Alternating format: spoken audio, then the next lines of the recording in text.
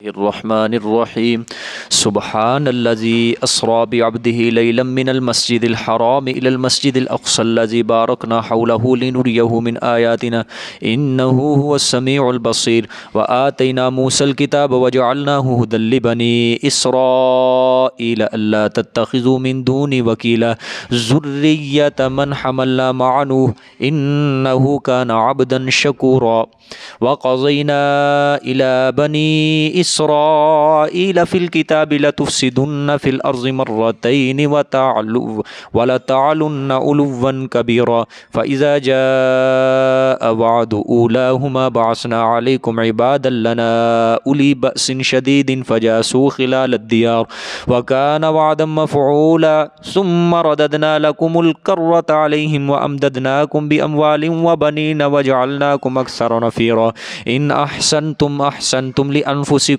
وإن أسأتم فلها فإذا جاء وعد الآخرة ليسوءوا وجوهكم وليدخلوا المسجد كما دخلوه أول مرة وليتبروا ما علوا تتبيرا عسى ربكم أن يرحمكم وإن عدتم عدنا وجعلنا جهنم للكافرين حصيرا إن هذا القرآن يهدي للتي هي أقوم ويبشر المؤمنين الذين يعملون الصالحات أن لهم أجرا كبيرا وأن الذين لا يؤمنون بالآخرة وأعتدنا لهم عذابا أليما صدق الله العظيم۔ گزشتہ سبق میں آپ کے سامنے سورت کا خلاصہ بیان ہوا، اسمی ربط، معنوی ربط، اور یہ بھی بیان ہوا کہ اللہ تعالیٰ اس صورت میں اپنی توحید پر ایک عقلی دلیل، 3 نقلی دلائل اور 6 عقلی دلائل پیش فرمائیں گے۔ تو یہ پہلی آیت جو تھی یہ آیت معجزہ تھی اور یہ دلیل وحی بھی تھی۔ آخر میں انہ هو السمیع البصیر یہ دلیل عقلی بھی ہے۔ سبحان الذی اصل میں معنی تھا سبح اللہ سبحانن، پاک سمجھو اللہ کو پاک سمجھنا، یہ دلیل وحی۔ اب یہ ایک قسم کا دعویٰ بھی ہے کہ اللہ کیا ہے، شریکوں سے پاک ہے۔ اللہ نے یہ اپنی توحید کا دعویٰ بھی پیش کیا کہ اللہ کا کوئی شریک نہیں، اللہ شریکوں سے کیا ہے، پاک ہے۔ اس پر اللہ نے پہلی عقلی دلیل کیا دی، انہ هو السمیع البصیر، کہ کیوں اللہ پاک ہے شریکوں سے، کہ بے شک سننے والا اور دیکھنے والا جو وہ ہے، یہ اللہ نے پہلی عقلی دلیل دی۔ اور 5 آیات معجزہ اس صورت کے اندر اللہ بیان فرمائیں گے۔ پہلی آیت معجزہ بھی ہے یہ، ٹھیک ہے۔ اسراء آپ صلی اللہ علیہ وسلم کا کیا تھا، معجزہ تھا، ٹھیک ہے۔ یہ پہلی آیت معجزہ ہے، یہ ساتھ ساتھ میں انشاءاللہ آپ کو نشاندہی کرواتا جوں گا۔ 5 آیات معجزہ، اور آیت معجزہ اللہ تعالیٰ بیان کر کے مقصد کیا ہوگا، تخویف سنانا، تخویف، کہ معجزہ دیکھ کر بھی اگر تم ایمان نہ لائے میں تمہیں ہلاک کر دوں گا۔ اور میری سنت رہی ہے، میرا یہ پرانا طریقہ ہے، میری عادت ہے کہ جس قوم نے معجزہ طلب کیا اگر پھر بھی وہ ایمان نہ لائی ہم نے ان کو ہلاک کر دیا ہے۔ سمجھ آئی ہے، یہ پہلی آیت معجزہ ہے۔ اور یہاں پہ اس دن سبق میں نے، کیونکہ ایک سفر آپ صلی اللہ علیہ وسلم کا اسراء ہے اور ایک سفر ہے معراج، دونوں میں فرق ہے، سمجھ آ گئی۔ ایک اسراء ہے اور ایک معراج ہے۔ اس میں چونکہ اسراء آپ صلی اللہ علیہ وسلم کا اللہ نے بیان فرمایا، اس کے متعلق چند ضروری باتیں آپ کے سامنے میں نے رکھ دی۔ سفر معراج کا جو واقعہ ہے وہ سورۃ نجم میں انشاءاللہ آئے گا، وہاں پھر تفصیلی گفتگو، سوال جواب ادھر انشاءاللہ العزیز پیش کریں گے۔ اللہ تعالی ہمیں وہاں تک پہنچنے کی توفیق عطا فرمائے انشاءاللہ العظیم۔ اللہ اکبر۔ تو یہ ایک ربط، ایک بات اسی آیت کے متعلق مجھ سے اس دن رہ گئی تھی کہ دیکھو اس صورت کا آغاز اللہ تعالیٰ نے بڑے عجیب و غریب انداز سے کیا ہے۔ پاک ہے وہ ذات، پاک ہے وہ ذات جو لے گیا اپنے بندے کو وہ آسمانوں تک، وہ بیت اللہ سے بیت المقدس تک، ٹھیک ہے۔ اچھا سورت نحل ہے جو اللہ تعالیٰ نے اس کا اختتام دیکھو کس پہ کیا ہے، بڑی عجیب بات کرنے لگا ہوں، اللہ نے اختتام اس کا کیا ہے نبی پاک صلی اللہ علیہ وسلم کو تسلی دینے پر۔ دیکھو پچھلی آیت ہے جو یہ سیکنڈ لاسٹ آیت ہے جو وَاصْبِرْ وَمَا صَبْرُكَ إِلَّا بِاللَّهِ، ٹھیک ہے نا، اور آپ صبر کریں، اور آپ کا صبر نہیں ہے مگر کس کی توفیق سے؟ اللہ کی۔ آپ غم نہ کریں اوپر ان کے، یعنی ان کے ایمان نہ لانے پر ان کو غم نہ کریں۔ وَلَا تَكُ فِي ضَيْقٍ مِّمَّا يَمْكُرُونَ، اور ان کی مخالفتیں، ان کی جو تدبیریں ہیں، آپ تنگ دل نہ ہو ان کی مخالفتوں اور تدبیروں کے اوپر۔ یہ گویا کیا ہے؟ تسلی ہے، ٹھیک ہے۔ اور اگلی سورت کو اللہ تعالیٰ نے کہاں سے شروع کیا؟ سبحان الذی اسریٰ بعبدہ۔ اس کا ربط بڑا زبردست لگتا ہے اگر آپ سمجھیں تو۔ ربط یہ ہے، دیکھو دنیا کا ایک اصول ہے کہ جب انسان پریشان ہو جاتا ہے، انسان مغموم ہوتا ہے، پریشان ہوتا ہے، غمگین ہوتا ہے کسی بات کے اوپر، تو وہ چاہتا ہے یار میں کہیں باہر سیر و تفریح کے لیے نکل پڑوں، میں باہر جاؤں، دوستوں سے ملاقات کروں، رشتہ داروں سے ملاقات کروں، تاکہ میرا غم کیا ہو جائے؟ ہلکا ہو جائے۔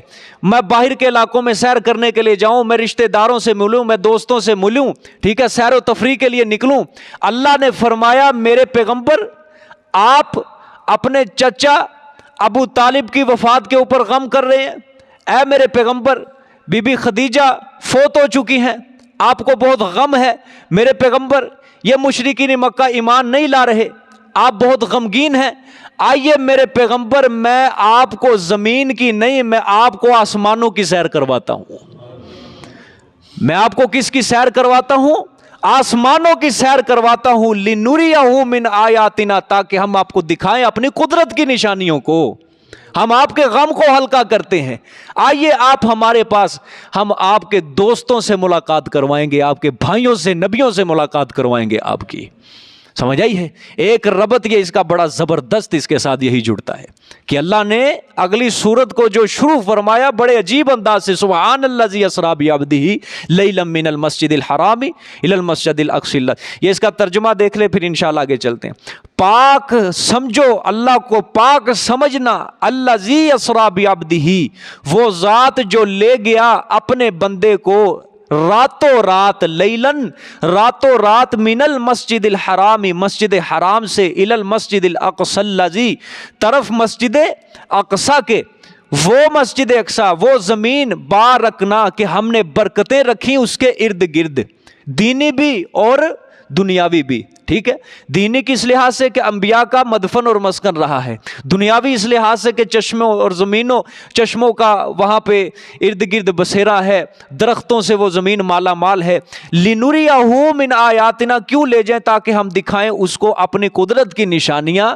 اِنَّهُ هُوَ السَّمِيعُ الْعَلِيمُ، بے شک وہی سننے والا ہے، وہی دیکھنے والا ہے۔ سمجھ آئی ہے؟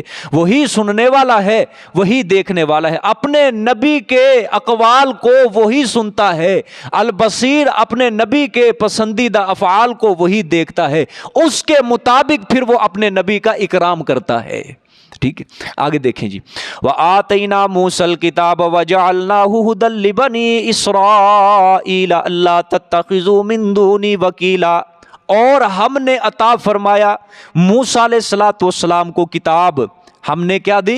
موسیٰ علیہ السلام کو کتاب سے مراد تورات۔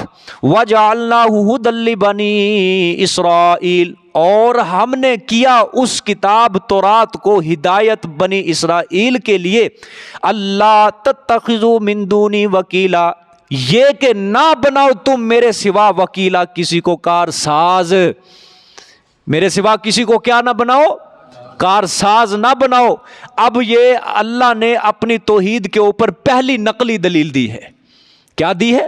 نقلی دلیل۔ اللہ نے نقل فرمایا، دیکھو ہم نے موسیٰ کو یہی کتاب دی تھی، ہم نے موسیٰ کو یہی تورات کتاب دی تھی، اس تورات کا جو مضمون تھا، اس تورات کا بھی موضوع یہی تھا کہ اللہ تتخذوا من دونی وکیلا، کہ میرے سوا کسی کو مشکل کشا نہ سمجھو، میرے سوا کسی کو حاجت روا نہ سمجھو، میرے سوا کسی کو کارساز نہ سمجھو، گنج بخش داتا کسی کو میرے سوا نہ سمجھو۔ تورات کی جو کتاب تھی ہم نے موسیٰ کے اوپر اتاری تھی، اس کتاب کا بھی مضمون کیا تھا؟ توحید ہی تھا۔ اس کتاب کا مضمون بھی کیا تھا؟ توحید ہی تھا، میرے سوا کسی کو کارساز نہ بناؤ۔ اور وہ بنی اسرائیل کے لیے کیا تھی؟ ہدایت کا دستور تھا وہ کتاب تورات۔ سمجھ آ گئی ہے؟ وہ بنی اسرائیل کے لیے کتاب ہدایت تھی، وہ ان کے لیے ایک سیدھا رستہ تھا میرے تک پہنچنے کا، جنت تک پہنچنے کا، وہ تورات کتاب۔ ٹھیک ہے، آگے دیکھیں، ذریۃ من حملنا مع نوح انہ کان عبدا شکورا۔ اب یہ ہے نا ذریۃ، مفسرین فرماتے ہیں اس سے پہلے یا حرف ندا محذوف ہے، معنی کس طرح کریں گے؟ اے اولاد ذریۃ، اے اولاد من حملنا، ان کی جن کو ہم نے سوار کیا، ما نوح، ساتھ کس کے؟ نوح علیہ السلام کے۔ اے اولاد من حملنا، ان کی جن کو ہم نے سوار کیا، ما نوح، ساتھ نوح علیہ السلام کے۔ اور وہ نوح علیہ السلام کیا تھے؟ انہ کان عبدا شکورا، بے شک وہ تھا بندہ شکر گزار، وہ اپنے رب کا شکر کرنے والا تھا وہ نوح علیہ السلام۔ سبحان اللہ، 950 سال تبلیغ کی، 80 بندے ایمان لائے ہیں، 950 سال کم نہیں ہوتے، 950 سال تکلیف کی، تکلیفیں اٹھائیں، تبلیغ کی، دعوت تو توحید کا پیغام پہنچایا، تکلیفیں اٹھائی، مصیبتیں پریشانیاں سب جھیل لیں، لیکن پھر بھی اللہ کا کیا کر رہے ہیں؟ شکر ادا کر رہے ہیں۔ بڑی بات ہے، بڑی بات ہے۔ اللہ نے کیسی سند دی ہے کہ وہ نوح میرا کیا تھا؟ شکر گزار بندہ تھا، شکوہ نہیں کیا۔ 950 سال پتھر لگے ہیں، خون بہا، زخم پہنچے، مشرکین نے فتوے لگائے، پھپتیاں کسیں، لیکن پھر بھی اللہ تعالیٰ کا کیا کر رہے ہیں؟ شکر ادا کر رہے ہیں۔ بڑی بات ہے، بڑی بات ہے، سمجھ آ گیا؟ بڑا لقب اللہ تعالیٰ نے عطا فرمایا، وگرنہ شکر گزار بندہ بننا بھی کوئی آسان بات نہیں ہے۔ سمجھ آ رہی ہے؟ شکر گزار بننا، نعمتوں کے اوپر ہمارے لیے شکر گزار بندہ بننا یہ بھی آسان نہیں ہے، اور مصیبتوں کے اوپر صبر کرنا، صابر بننا، یہ ہمارے لیے بھی یہ بھی آسان نہیں ہے۔ سمجھ آئی ہے؟ مصیبتوں کے اوپر صبر گزار بندہ ایوب علیہ السلام ہے۔ نعمتوں کے اوپر اللہ تعالیٰ نے جس طرح فرمایا حضرت ابراہیم کے بارے میں، شاکرا لانعمہ، میری نعمتوں کا کیا کرنے والا تھا؟ شکر ادا کرنے۔ انبیاء تو سارے بھی ہوتے اس طرح کے، انبیاء کے سارے ہوتے اس طرح کے کہ اللہ کی نعمتوں کا شکر ادا کرنے والے، اور مصیبتیں آ جائے اس کے اوپر وہ صابر بن جاتے ہیں۔ جس بندے کے اندر شکر اور صبر والی نعمت آ جائے وہی انسانیت کی تکمیل، پایا تکمیل تک پہنچ جاتا ہے۔ سمجھے گی؟ یہی دونوں چیزیں بڑی مشکل ہے انسان کو اپنے اندر لانا، کہ نعمتوں کے اوپر شکر کرنے والا بن جائے اور مصیبتوں کے اوپر وہ کیا بن جائے؟ صبر کرنے والا بن جائے۔ دونوں صفتیں حاصل کرنا بہت زیادہ مشکل ہے، بہت زیادہ مشکل ہے، اور یہ دونوں صفتیں انبیاء کے اندر پائی جاتی تھی۔ سمجھ آئیے؟ اللہ اکبر۔ اے اولاد ان کی جن کو ہم نے سوار کیا، ساتھ نوح علیہ السلام کے، انہ کان عبدا شکورا، بے شک وہ تھا نوح علیہ السلام بندہ شکر کرنے والا۔ ٹھیک ہے، اب دیکھو آپ ذرا غور کرو، غور کرو، کتنی آیتیں ہو گئی ہیں؟ یہ 3 آیتیں ہو گئی ہیں۔ 3 آیتیں ذرا بغور پڑھ لو، کوئی آپ کو ربط نظر آئے گا ان کے اندر؟ تینوں کے اندر غور کر لو۔ پہلی آیت میں اللہ آیت معجزہ بیان کر رہے ہیں کہ ہم اپنے بندے کو لے گئے مسجد حرام سے مسجد اقصیٰ تک، آخر کو اللہ تعالیٰ اس پہلی آیت کو ختم کر رہے ہیں، انہ هو السمیع البصیر۔ ٹھیک ہے، دوسری آیت میں اللہ فرما رہے ہیں کہ ہم نے موسیٰ کو کتاب دی، وہ بنی اسرائیل کے لیے کیا تھی؟ ہدایت تھی، اللہ تتخذوا من دونی ولی۔ تیسری آیت میں اللہ حضرت نوح کا ذکر فرما رہے ہیں۔ کوئی ربط نہیں ہے، بظاہر کوئی ربط نہیں ہے، تینوں آیتوں کے اندر کوئی ربط نہیں ہے۔ اب ذرا غور سے سمجھنا ہے، جو تفصیل میں نے آپ کو سمجھائی ہے نا ان تینوں آیتوں کی، اس کے اندر اس کا ربط رکھا ہوا ہے۔ سبحان اللہ جی اسرا بعبدہ، یہ دعویٰ، پاک ہے وہ ذات، کس سے پاک ہے؟ شریکوں سے پاک ہے وہ ذات۔ سمجھ آئی؟ وہ شریکوں سے پاک ہے، اللہ کو پاک سمجھو۔ کیوں؟ اللہ نے دلیل دی، انہ هو السمیع البصیر، کہ بے شک وہی سننے والا ہے، وہی دیکھنے والا ہے۔ اللہ نے پہلی دلیل عقلی اپنے دعوے کے اوپر دی۔ ٹھیک ہے، اچھا دوسری اللہ نے نقلی دلیل دی۔ نقلی دلیل اللہ نے فرمایا اللہ شریکوں سے پاک ہے۔ اللہ نے فرمایا یہی مسئلہ میں نے جو موسیٰ علیہ السلام کو کتاب دی تھی تورات، بنی اسرائیل کے لیے وہ تھی ہدایت، اس کتاب کے اندر بھی یہی مسئلہ لکھا تھا۔ کون سا مسئلہ؟ اللہ تتخذوا من دونی وکیلا، کہ میرے سوا کسی کو تم نے کارساز بالکل نہیں سمجھنا، میرے سوا کسی کو کارساز نہیں سمجھنا۔ اگلی آیت، ذریۃ من حملنا مع نوح، اللہ نے اس کے اندر فرمایا کہ اے مشرکین مکہ، اے مشرکین مکہ، اور جس کے ساتھ ہم نے اس کی کشتی کے اندر تمہارے باپ داداؤں کو ہم نے سوار کیا تھا، وہ جس طرح نوح علیہ السلام ہمارا شکر گزار بندہ تھا نا، یعنی اس نے ہماری توحید کو قبول کیا، ہماری نعمتوں کے اوپر شکر کرنے والا تھا، تم بھی اپنے باپ داداؤں کی طرح تم بھی شکر گزار بندے بنو، یعنی مسئلہ توحید کو قبول کرو۔ اب تینوں آیتوں کا ربط لگ گیا کہ نہیں؟ سمجھ آ گئی ہے یہ بات کہ دیکھو مفسرین کو بڑی دقت پیش آئی ہے ان تینوں آیتوں کے ربط بیان کرنے میں۔ اللہ نے یہ کمال ہمارے حضرت کے اندر رکھا، حضرت مولانا حسین علی رحمۃ اللہ، انہوں نے ان تینوں آیتوں کو ملا دیا کہ سبحان اللہ جی، دعویٰ اللہ شریکوں سے پاک۔ اس کے اوپر اللہ نے پہلی عقلی دلیل دی، کیسے پاک، کیوں پاک؟ انہ هو السمیع البصیر۔ پھر دوسری نقلی دلیل، اللہ نے فرمایا یہی مسئلہ میں نے تورات کے اندر بھی بیان کیا کہ میرے سوا کوئی کارساز نہیں۔ پھر اللہ نے فرمایا کہ اے ان کی اولاد جن کو ہم نے سوار کیا تھا نوح علیہ السلام کے ساتھ، وہ تمہارے باپ دادوں کو ہم نے سوار کیا تھا، وہ نوح علیہ السلام بھی شکر گزار بندے تھے، اے مشرکین مکہ تم بھی اپنے باپ دادوں کی طرح شکر گزار بندے بن جاؤ، یعنی توحید کو قبول کر لو، اللہ کی نعمتوں کے اوپر شکر کرنے والے بن جاؤ۔ ٹھیک ہے کہ نہیں؟ اب ذرا یہ ذریۃ من حملنا مع نوح، اس کی تفسیر کیا ہے؟ اللہ نے فرمایا اے اولاد نوح علیہ السلام شکر گزار بنو، اللہ کے ساتھ کسی کو شریک نہ کرو۔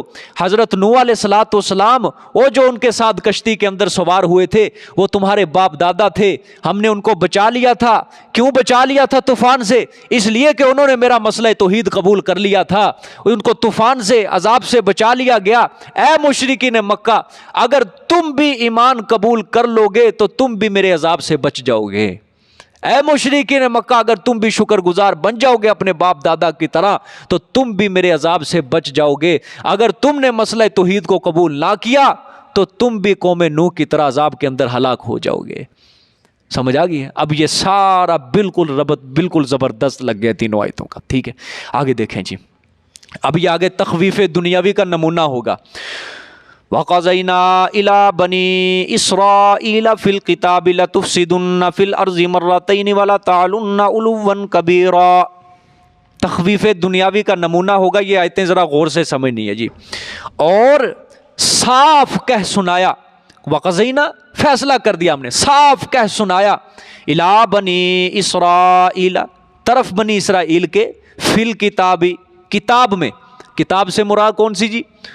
تورات کتاب کے اندر ہم نے بنی اسرائیل کے کیا کہہ سنایا؟ فیصلہ، لَتُفْسِدُنَّ فِي الْأَرْضِ مَرَّتَيْنِ، البتہ تم ضرور بھی ضرور فساد کرو گے زمین میں 2 مرتبہ، مرتین 2 مرتبہ، وَلَتَعْلُنَّ عُلُوًّا كَبِيرًا، اور البتہ ضرور چڑھو گے تم، وَلَتَعْلُنَّ البتہ ضرور چڑھو گے تم، عُلُوًّا كَبِيرًا چڑھنا بہت بڑا، علوًا کبیرہ چڑھنا، کبیرہ بڑا، ٹھیک ہے، یعنی اللہ کے اور لوگوں کے حقوق کو تم پامال کرو گے، ضائع کرو گے، یہ مطلب ہے۔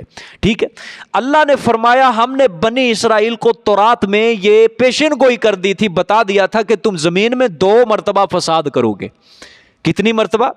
2 مرتبہ فساد کرو گے، اور جب بھی تم فساد کرو گے نا ہم تمہارے اوپر مصیبتیں ظالم حکمران مسلط کر دیں گے۔ شرک کرو گے، اللہ کے حقوق ضائع کرو گے، لوگوں کے حقوق ضائع کرو گے، جب بھی تم فساد کرو گے، زمین کے اندر فساد کرو گے نا ہم تمہارے اوپر کوئی آسمانی آفت کو مسلط کر دیں گے۔ ٹھیک ہے کہ نہیں؟ اور اللہ نے یہ بھی فرمایا کہ دیکھو آخر میں والا تعلن علوا کبیرہ، کہ البتہ تم ضرور چڑھو گے، ضرور چڑھو گے، بہت بڑا چڑھنا، یعنی مطلب اللہ کے حقوق بھی ضائع کرو گے اور لوگوں کے حقوق بھی ضائع کرو گے، شرک کرو گے، کفر کرو گے۔ ٹھیک ہے، اللہ نے فرمایا اگر تم نے فساد کیا اس کے بعد میں فوراً تمہیں سزا دوں گا، اگر تم نے فساد کیا میں فوراً تمہیں کیا دوں گا؟ سزا دوں گا۔ ٹھیک ہے، اے مشرکین مکہ اگر تم بھی باز نہ آئے تمہیں بھی بنی اسرائیل کی طرح میں عذاب دوں گا، سزائیں دوں گا تمہیں بھی۔ سمجھ آ گئی؟ سنانا کس کو مقصود ہوتا ہے؟ یہ مشرکین کو اصل سنانا ہے, ہمیں سنانا مقصود ہوتا ہے قیامت تک کے لیے لوگوں کو. اب اللہ نے یہ بات فرمائی ہے نا کہ بنی اسرائیل کے لیے ہم نے فیصلہ کیا سنایا تھا. اگر تم نے فساد کیا, شرک کیا, کفر کیا, ٹھیک ہے, ہم نے بنی اسرائیل کو کیا سنایا, اگر تم نے فساد کیا ہم تمہیں ضرور بھی ضرور کیا چکھائیں گے, سزائیں چکھائیں, اور تم نے بڑی یعنی بہت بڑا تم چڑھو گے, لوگوں کے حقوق ضائع کرو گے, ٹھیک ہے, اللہ کے حقوق ضائع کرو گے. ٹھیک ہے, آگے دیکھیں جی آیت. فَإِذَا جَاءَ وَعْدُ أُولَاهُمَا بَعَثْنَا عَلَيْكُمْ عِبَادًا لَّنَا أُولِي بَأْسٍ شَدِيدٍ. پس جب آ گیا وعدہ ان دونوں کا, پس جب آ گیا وعدہ اولاہما ان دونوں کا, آگے بعثنا بھیجا ہم نے, علیکم اوپر تمہارے, عبادن بندے, لنا واسطے اپنے, بھیجا ہم نے بندے اوپر تمہارے بندے واسطے اپنے, الی بأسن شدیدن صاحب تھے لڑائی کے سخت, صاحب تھے لڑائی شدیدن سخت کے, ٹھیک ہے, اور بڑے ظالم تھے وہ, مغرور تھے, متکبر تھے وہ, ٹھیک ہے. کیا تھا, کیا کیا ان ظالموں نے, فجاسو خلال الدیار, پس گھس گئے وہ درمیان گھروں لوگوں کے, ٹھیک ہے, بس گھس گئے وہ لوگوں کے گھروں کے درمیان. وَقَانَ وَعْدًا مَفْعُولًا, اور تھا یہ وعدہ پورا کیا ہوا, مفعولا پورا کیا ہوا, ٹھیک ہے. گھس گئے وہ لوگوں کے گھروں میں, یعنی تم کو بنی اسرائیل قتل بھی کیا, قید بھی کیا, تمہیں غارت کیا, اور یہ اللہ کا وعدہ تھا جو پورا ہونے والا تھا, ٹھیک ہے کہ نہیں. اچھا سمجھو غور سے, اللہ نے فرمایا 2 مرتبہ تم فساد کرو گے. اے بنی اسرائیل, ہم نے بنی اسرائیل کو تورات میں یہ فیصلہ سنا دیا تھا کہ تم 2 مرتبہ کیا کرو گے, زمین میں فساد کرو گے. اور اللہ نے بھی کتنی بار وعدہ کیا, 2 مرتبہ. جب بھی تم فساد کرو گے میں ادھر سے سزا دوں گا تمہیں. پہلی مرتبہ تم فساد کرو گے, ادھر سے میں سزا دوں گا. ادھر سے جب یہ دوسری, میری بھی پہلی سزا تمہارے دی ہوئی ختم ہو جائے گی, دوسری مرتبہ تم پھر فساد کرو گے. جب تم دوسری مرتبہ فساد کرو گے میں پھر تمہیں سزا دوں گا. سمجھ آئیے نا بات.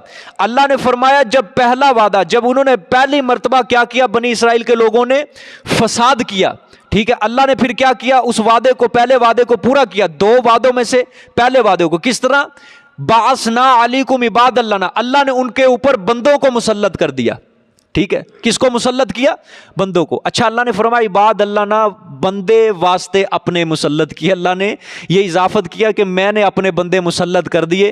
یہ اضافت تشریفی اور تکریمی نہیں ہے کہ اللہ تعالیٰ ان ظالموں کی تکریم کر رہے ہیں, عزت کر رہے ہیں, یہ مطلب نہیں ہے. بلکہ یہ اضافت کہتے ہیں تخلیقی اضافت, کہ میں نے وہ بندے مسلط کروں گا جن کو میں نے پیدا کیا ہے.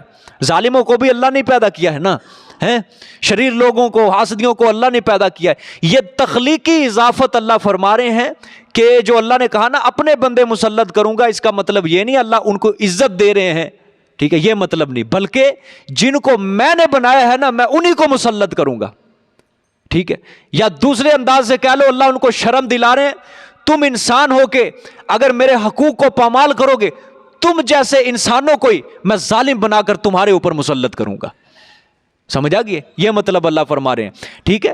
اچھا کیا کریں گے وہ, اللہ نے فرمایا ان کی صفت بتائی, اولی باسن شدیدن, سخت لڑائی والے ہوں گے وہ, سخت لڑائی والے, ٹھیک ہے, کمال کے ظالم ہوں گے وہ, اس طرح کہہ لو. کیا کریں گے وہ, فجاسو خلال الدیار, تمہارے گھروں میں گھس جائیں گے, اللہ اکبر, اور تمہارے گھروں میں بنی اسرائیلیوں گھس جائیں گے. کیا کریں گے, تمہیں قتل کریں گے, تمہیں قید کریں گے, تمہیں ذلیل و خوار کر کے رکھ دیں گے. وَقَانَ وَعْدًا مَفْعُولًا, اور تھا یہ وعدہ اللہ کا کیا ہوا, پورا کیا ہوا, ٹھیک ہے. اچھا یہ کون مسلط ہوا تھا ان کے اوپر, بادشاہ. قرآن نے تو اس کے طرف صرف اشارہ کیا ہے, کون مسلط ہوا تھا یہ, ٹھیک ہے. یہ مفسرین فرماتے ہیں بخت نصر بادشاہ کا نام تھا, بڑا ظالم تھا یہ, ٹھیک ہے. امالکا نامی ایک قوم تھی, اس کا یہ بادشاہ تھا بخت نصر, یہ مجوسی بادشاہ تھا. اس نے, ایک روایت کے اندر آتا ہے 40,000, ایک روایت کے اندر آتا ہے 70,000 بنی اسرائیلیوں کو گھروں میں گھس گھس کے اس نے قتل کر دیا تھا. اپنی فوج کو لے کر یہ بنی اسرائیل کے گھروں میں گھسا, 40,000 یا 70,000 اس نے بنی اسرائیلیوں کو قتل کیا, اور 2.5-3 لاکھ کے قریب یہ قیدی بنا کر لے گیا تھا. یہ بنی اسرائیلیوں کو اللہ نے ان کے اوپر یہ مسلط کیا تھا. کیا تھا یہ ان کے اوپر, اللہ کی طرف سے عذاب تھا, اللہ کے ان کی طرف سے. یہاں سے ہم کو بھی عبرت حاصل کرنی چاہیے. سمجھ آئی, چہیتی, واقعی چہیتی قوم تھی, چہیتی قوم تھی. جسے کہہ دو دوسری طرح لاڈلی قوم تھی یہ، سمجھ نہیں؟ من سلوا اللہ نے ان کے اوپر کیا اتارا ہے آسمان سے، من سلوا، من سلوا، وہ غیب کے خزانوں سے جنت کے نعمتیں ان کے اوپر آ رہی ہیں، اور بادلوں کا سایہ، انہوں نے تو ہر روز یہ اللہ کے قدرتیں، پیغمبروں کے معجزے اپنی آنکھوں سے دیکھ رہے تھے یہ بنی اسرائیل والے ہیں۔ کتنے کتنے معجزے دکھائے ان کو اللہ تعالیٰ نے، کتنے اللہ تعالیٰ نے ان کے اندر نبی بھیجے، سب سے بڑی نعمت جو ہے اللہ نے ان کے اندر نبی بھیجے بہت زیادہ، لیکن پھر بھی شکر گزاری نہیں کی۔ شکر گزاری انہوں نے نہ شکری کی حد کر دی تھی ان لوگوں نے بھی، نہ شکری کی حد کر دی تھی ان لوگوں نے بھی، لیکن اللہ نے کیا ظالم مسلط کر دیا، بادشاہ مسلط کر دیا مخت نظر، 40 یا 70 ہزار کے قریب لوگوں کو کیا کر دیا، قتل کر دیا۔ اگر ہم بھی اللہ کے احکامات کو پامال کریں گے تو اللہ ظالم حکمران ہمارے اوپر مسلط کرے گا ضرور۔ سورۃ انعام کے اندر پڑھا ہے نا، اللہ نے فرمایا چاروں طرف سے عذاب بھیجوں گا اگر میرے احکامات کی نافرمانی کی، دائیں سے بائیں سے، تمہارے پاؤں کے نیچے سے، تمہارے اوپر سے بھی میں تمہارے ظالم حکمران مسلط کر، چاروں طرف سے میرا عذاب تمہیں گھیرے گا۔ اور یہ جو اللہ نے فرمایا نا سورۃ انعام میں، اوپر سے بھی تمہارے عذاب آئے گا میرا۔ اس سے حضرت عبداللہ ابن عباس رضی اللہ تعالیٰ عنہ فرماتے ہیں کہ یہ جو اللہ نے کہا نا کہ اوپر سے تمہارے اوپر عذاب بھیجوں گا، اس سے مراد ظالم حکمران میں تمہارے اوپر مسلط کروں گا۔ ٹھیک ہے، آج دیکھ لو ہمارے ملک کا حال، ہمارے ملک کا، ہماری عوام کون سا بہت زیادہ نیک ہے؟ یا انہوں نے کوئی مسجدوں کو آباد کر کے رکھا ہے، یا انہوں نے تہجد کے وقت مساجد کو آباد کیا ہوا ہے، یا نمازوں کے وقت انہوں نے مساجد کو آباد کیا ہوا ہے؟ ہر مسجد کے اندر دیکھ لو یہی حال ہے۔ کون سی مسجد آج آباد ہوئی پڑی ہے؟ مسجدوں تے ویران کر دی ہیں، جس کو میرے پیغمبر صلی اللہ علیہ وسلم نے فرمایا کہ اللہ کی زمین کے اوپر جو اللہ کو سب سے زیادہ پسندیدہ اور بابرکت جگہ ہے وہ مساجد ہے، وہ مساجد ہے، اور سب سے بڑی بری جگہ جو ہے وہ بازار ہوتے ہیں۔ بازار کو ہم نے آباد کیا اور مساجد کو کیا کر دیا؟ ویران کر دیا۔ کہاں اللہ کی رحمت برسے گی؟ جس سوسائٹی کے اندر چلے جاؤ وہاں جھوٹ بولا جا رہا ہے، ظالم کا ساتھ دیا جا رہا ہے، مظلوم کو پھنسایا جا رہا ہے، مظلوم کے حقوق کو پامال کیا جا رہا ہے، ٹھیک ہے، بندوں کے حقوق کو، اللہ کے حقوق کو ہر زمین کے اوپر پامال کیا جا رہا ہے، تو اللہ کی رحمت کہاں برسے گی؟ ہمیں اچھے حکمران کس طرح ملیں گے؟ ہمیں کس طرح ملیں گے؟ عوام رعایا بولے جھوٹ اور عوام اس کو حکمران مل جائیں سچ بولنے والے، یہ کس طرح ہو سکتا ہے؟ عوام کھانے والی ہو سود اور حکمران ان کو مل جائیں بغیر سود کھانے والے، کس طرح ہو سکتا ہے؟ اگر عوام لوگوں کے حقوق کو پامال کرے تو کس طرح ہمیں حکمران مل سکتے ہیں اچھے؟ کس طرح ہمیں حکمران مل سکتے ہیں اچھے؟ کبھی نہیں مل سکتے، یاد رکھنا، کبھی نہیں۔ جب تک اللہ کے حقوق کو ہم پورا نہیں کریں گے، اللہ کے احکامات کے اوپر عمل نہیں کریں گے، تب تک ہمیں بھی حکمران اچھے نہیں مل سکتے، کبھی نہیں مل سکتے، یاد رکھنا۔ یہ آیت واضح بتلا رہی ہے، واضح بتلا رہی۔ بنی اسرائیل نے 2 مرتبہ، پہلی مرتبہ فساد کیا اللہ نے، وہ ظالم بادشاہ بخت نصر کو اللہ تعالیٰ نے مسلط کر دیا ان کے اوپر، 40,000 70,000 کے قریب ان کے قتل کر دیے گھروں میں گھس گھس کے۔ آج مسلمانوں کا یہ حال نہیں ہو رہا، گھروں میں گھس گھس کے مارا جا رہا ہے، گھس گھس کے مارا جا رہا ہے گھروں کے اندر۔ برما کے حالات دیکھ لو، فلسطین کے حالات دیکھ لو، شام کے حالات دیکھ لو، ہر جگہ دیکھ لو، جہاں بھی دیکھ لو مسلمانوں کے گھروں میں گھس کے مارا جا رہا ہے ان کے۔ سمجھ آ گئی؟ اللہ نے دیکھو کیسے فرمایا فجاسو خلال الدیار، اور تم میرے احکامات کو پورا نہیں کرو گے تو پھر ظالم وہ ایسے مسلط کروں گا تمہارے گھروں میں گھس جائیں گے، وہ گھروں میں گھس جائیں گے۔ عبرت ہے ہمارے لیے، خدا کی قسم عبرت ہے۔ میں اس لیے کہتا ہوں حکمرانوں کا قصور نہ نکالو، نہ نکالو۔ میں ایک مثال پیش کرتا ہوں، ہماری عوام کیا شراب نہیں پیتی آج؟ کیا ہمارے نوجوانوں کے اندر آج زنا نہیں بڑھ رہا، شراب نہیں بڑھ رہا؟ صرف نوجوان نہیں ہے، اس کے اندر بڑے بڑے عہدے دار بھی اس کے اندر مسلط ہیں، بڑے بڑے عہدے دار بھی اس کے اندر ملوث ہوئے پڑے ہیں، وہ بھی اس کے اندر نوجوانوں کو بڑھا رہے ہیں، آؤ شراب پیو، آؤ زناکاری کرتے ہیں مل کے، وہ سہ دیتے ہیں سب کو۔ اب میں یہاں پوچھنا چاہتا ہوں، اگر ایک کوئی صدر یا وزیر اعظم ایسا ہو جائے کہ جو پورا اسلامی حکمران ہو، اسلام کے نظام کو نافذ کرنا چاہے، سب سے پہلے بغاوت کون کرے گا اس کے خلاف؟ کون کرے گا بغاوت؟ عوام خود کرے گی بغاوت۔ وہ ہمیں زنا سے روک رہا ہے، یہ ہمیں بے حیائی سے روک رہا ہے، اسے شراب سے روک رہا ہے، اس کو ہٹاؤ اس کے جگہ سے، مارو اس کو گولی، اس کو ختم کرو یہاں سے۔ حالات بھئی یہاں تک پہنچ چکے ہیں، حالات یہاں تک پہنچ چکے۔ سب سے پہلے عوام کا دل بدلو، ان کے دل کے اندر ان کی تربیت کرو۔ علماء کو چاہیے، لوگوں کو چاہیے کہ اپنی تربیت کریں، نیک صحبتوں کے، نیک مجلسوں کے اندر بیٹھیں، جا کے قرآن پڑھیں، قرآن کو سمجھے، حدیث کو سمجھے، اپنے دین کو سمجھے، پہلے اپنے اندر انقلاب لائیں، اپنے دل کو پہلے صاف کریں، پھر اللہ تعالیٰ خود ہی ہمیں اچھے حکمران عطا کر دے گا۔ خود ہی اللہ اچھے حکمران دیتے، وگرنہ تاریخ اٹھا کے دیکھ لو کہیں ملتا نہیں ہے کہ مسلمان اچھے اور حکمران ان کے ظالم ہوں، کہیں نہیں ملتا۔ حضرت ابوبکر صدیق کیا تھے؟ نیک تھے۔ رعایا کیسی تھی؟ سبحان اللہ۔ حضرت عمر کیسے تھے؟ عادل حکمران تھے۔ رعایا دیکھ لو، اور وہ تو ایسے حکمران تھے کہ کافر بھی آج ان کو تسلیم کرتا ہے، کافر بھی۔ لال کرش نے، اڈوانی نے کیا کہا تھا کہ اگر تم دنیا کے اندر عدل و انصاف قائم کرنا چاہتے ہو تو حضرت عمر کا قانون نافذ کر دو۔ حضرت عمر کیا تھے؟ نیک تھے، رعایا بھی نیک تھی۔ سمجھ آ گئی ہے؟ کہیں نہیں ملتا، ہمیں کہیں نہیں ملتا کہ اب مسلمان اچھے ہوں اور حکمران ان کو برے مل گئے ہوں، اور رعایا بری ہو، رعایا اچھی ہو اور حکمران کیا مل جائیں؟ برے مل جائیں۔ کہیں نہیں دیکھا، کہیں نہیں دیکھا۔ ہاں جب رعایا گندی ہوئی حکمران بھی گندے ہو گئے ان کے۔ تاتاریوں کا فتنہ، منگولوں کا فتنہ اٹھا تھا، چنگیز خان اٹھا تھا کہ نہیں؟ اس کا بھتیجا ہلاکو خان اٹھا تھا، کن کے اوپر اٹھا تھا؟ ساری دنیا کے اوپر عذاب کر اللہ نے مسلط کر دیا تھا اس کو۔ کون کہتا وہ ظالم بادشاہ تھا؟ وہ اللہ کی طرف سے وہ بھی عذاب آیا تھا۔ کوئی مذہب اس کے نزدیک مانے نہیں رکھتا تھا۔ یہودی اس کے رستے میں آیا، اس نے اس کو بھی قتل کیا۔ عیسائی اس کے رستے میں آیا، اس کو قتل۔ یہ عباسی خلافت کو کس نے ختم کیا تھا؟ مسلمانوں کی خلافت تھی نا یہ عباسی خلافہ، جتنے بھی عباسی خلافت تھی یہ چنگیز خان نے ختم کر دی تھی۔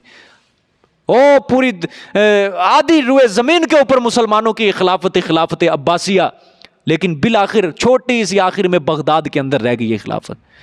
پوری روئے زمین سے سمٹ کے اسلامی خلافت بغداد کے اندر رہ گئی، اور آخر میں جب اس نے بغداد کے اوپر حملہ کیا چنگیز خان نے، 90,000 کھوپڑیوں کو اس نے مینار بنایا تھا۔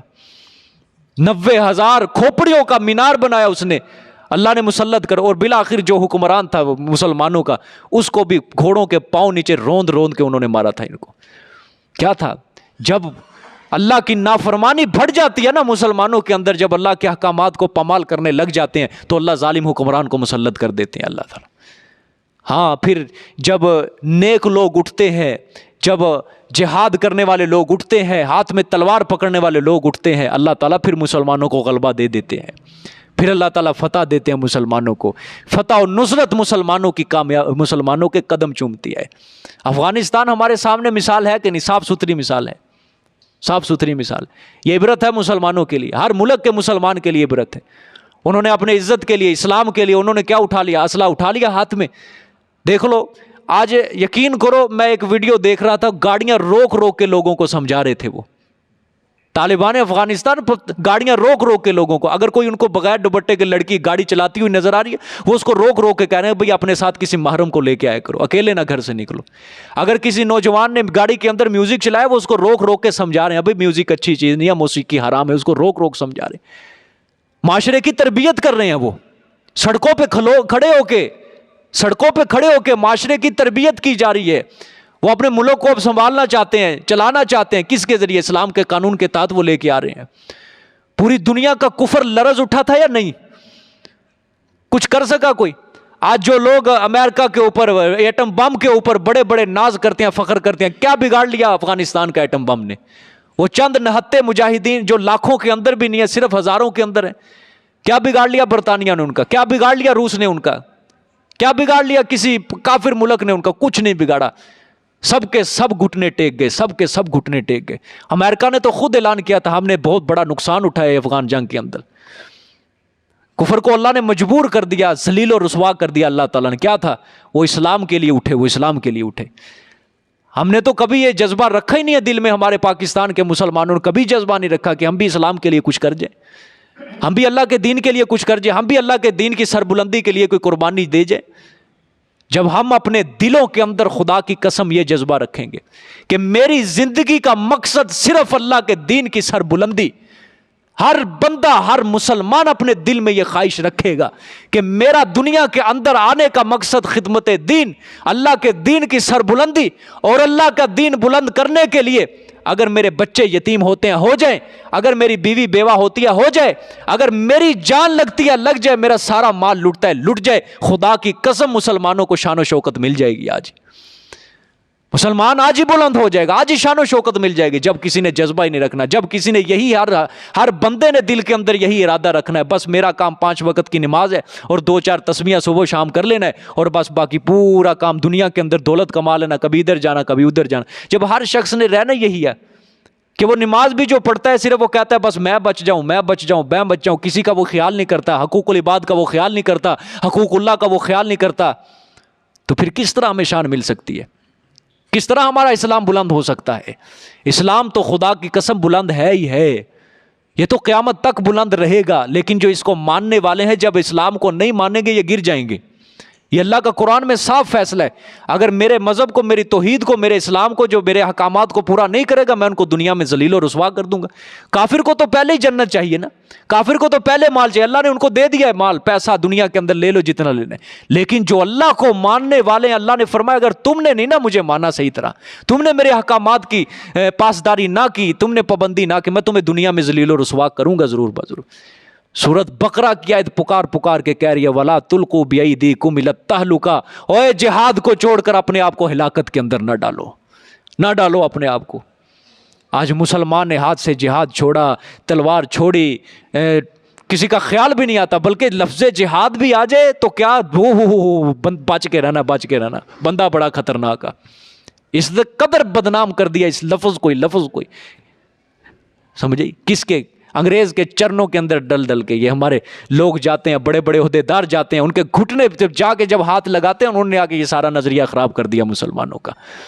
سمجھ آ گیا بات؟ یہ بہت بڑی عبرت ہے, خدا کے لیے بہت بڑی عبرت ہے, بہت بڑی عبرت.